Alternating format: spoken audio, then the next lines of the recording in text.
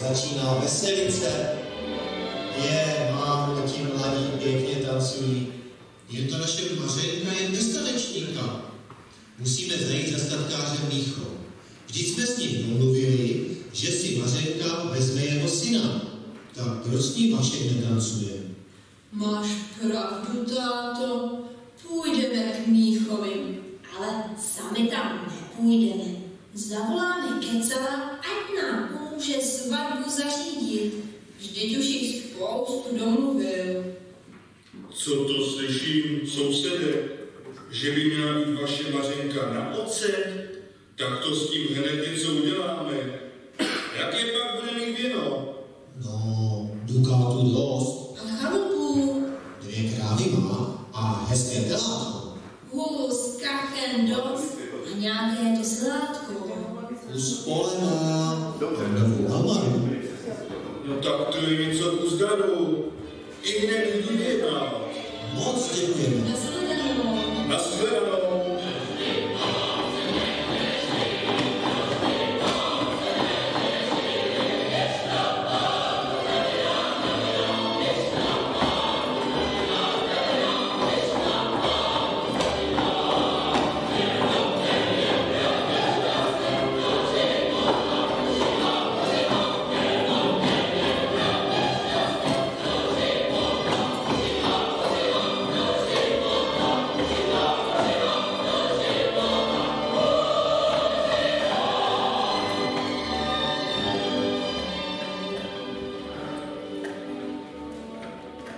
Mařenko, mě se po tobě tolik stýskalo. Já byla taky moc smutná. Když tě nevidím, mám v očích plno slz. Naši si usmysleli, že mě provdají. Už se domluvili i s Kecelem. A on mi přivede ženicha. Vaška, Míchu, co já si jenom počnu? Mařenko, to určitě dobře dopadne. Uvidíš.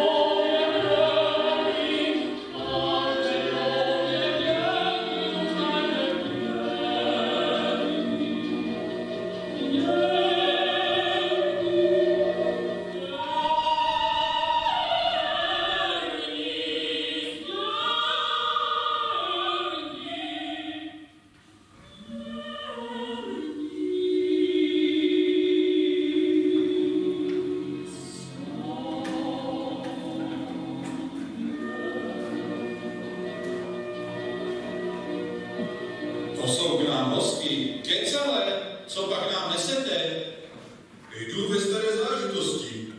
Z Mařenky je nevěsta nadávání, tak se musí naplnit smlouva. To jistě, však náš Vašek je také obnažený. Víď, matko. Ano, táto.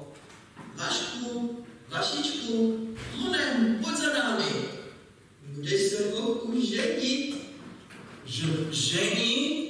Ale mně se nechce. Ale prosím tě, nepovídej hlouposti. A jdi tady hezky s Kecelem za tvojí nevěstou. A ničeho se neboj. No tak já tu půjdu. Ale stejně se mi nechce. Tak jdeme, Vašku.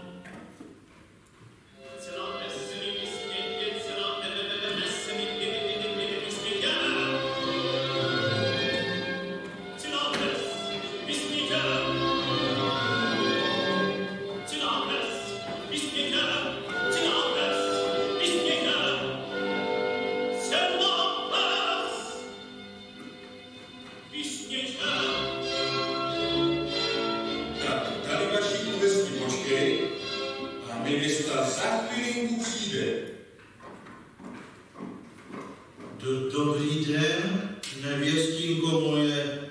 Maminka mě posílá, abych si vás přivedl domů. Koho? Mě? Poslechni, kdo má být tvou nevěstou? Mařenka Krušinová. Ale já nejsem tvoje nevěsta, nejsem Mařenka. A kdo ti ji namlouvá? Vždyť ona je zlá a nemá nikoho ráda. A kdyby jsi si vzal, bude tě jenom trápit a možná i být. Tak to já ji nechci. Honem pryč.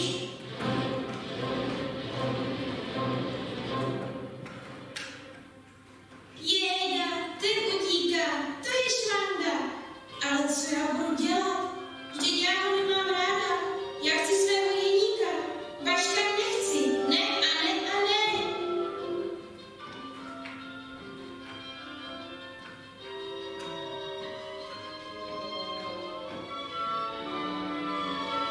Jeníčku, můj Jeníku. Mařenko, proč pak pláčeš? Tak už je to tady. Byl za mnou Vašek Míchu, že prý si mě má vzít. Já jsem mu sice řekla, že nejsem Mařenka Krušinová, ale stejně nevím, jak jste šlo mastiky ven. Vaše. No to bych se na to podíval. Jdi klidně domů, Mařenko. Jeníku, co to vidím? Ty se scházíš s Mařenkou? Což pak nevíš, že je zadaná a brzy bude svatba? Ale to jsou minovoty. Mařenka a zadaná. Prosím vás, Tričku, kde jste to slyšel? A slyšel, neslyšel, je zadaná a hotovo. Žádné hotovo. Já se Mařenky nevzdám kvůli nějakým hloupým řečem. Nevzdám. Podívej se. Dám ti 300 zlatých, když podepíšeš, že se Mařenka může provdat pouze za syna Tadeáše Míchy. Ne. Počkejte věc. Cože? Pouze za Míchova syna. Ano, 300 zlatých pouze za Míchova syna. Dobrá tedy, pouze za Míchova syna. Podepisuji a jdu pryč, ty vyděrače. Toto šlo rychle. Ani jsem si nemyslel, že se Mařenky tak snadno vzdá. Kluci, holky, dámy, páni, koukněte, neskoro zasmání, přijeli k nám komedianti.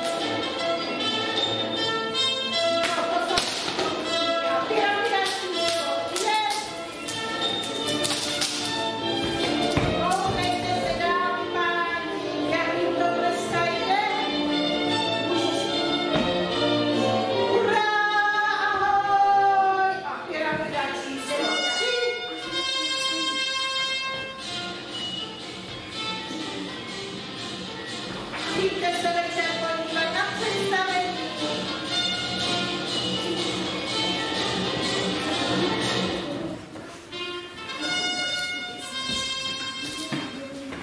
Mařenko, to jsem rád, že vás potkávám. Tady mám podepsáno, že se vás jedic říká za 300 zlatých, tak zavolám Vaška a svatba může být třeba hned. Cože? Jeník neprodal? To není možné, to by neudělal. Neudělal? Tak se podívejte, tady to je černé na bílém.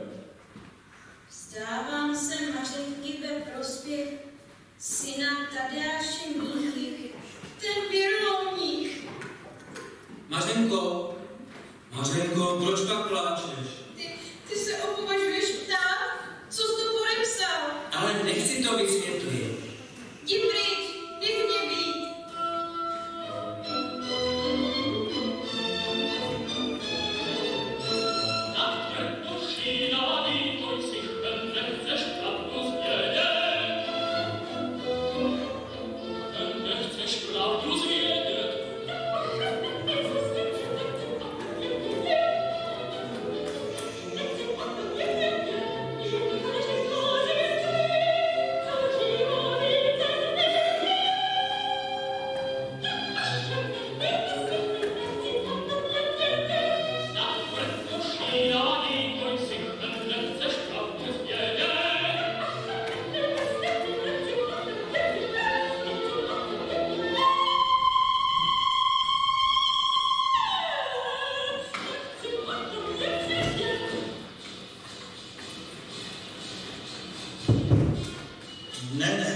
Nebudu se ženit.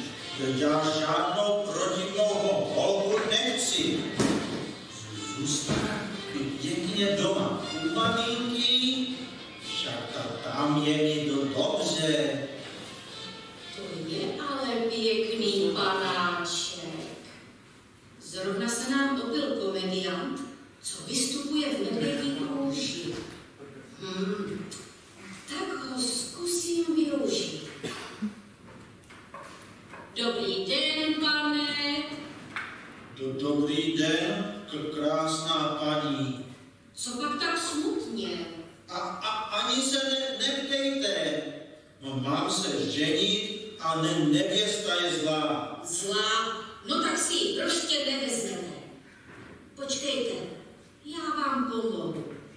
Schovám vás do medvědí kůže a nikdo vás nepozná. Nepozná? Tak to bude nejlepší. Honem do kůže.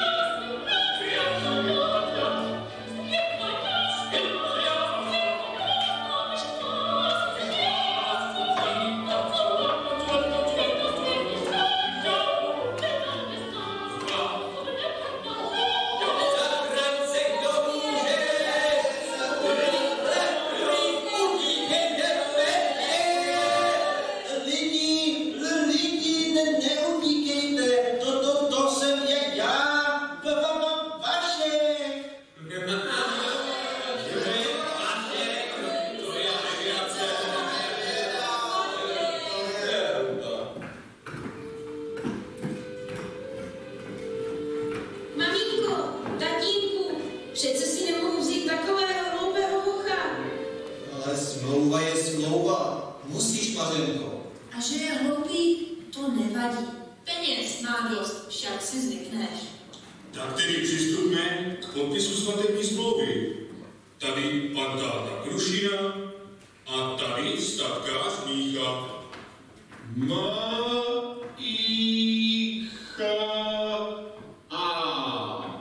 Tak, Vašku, a je to.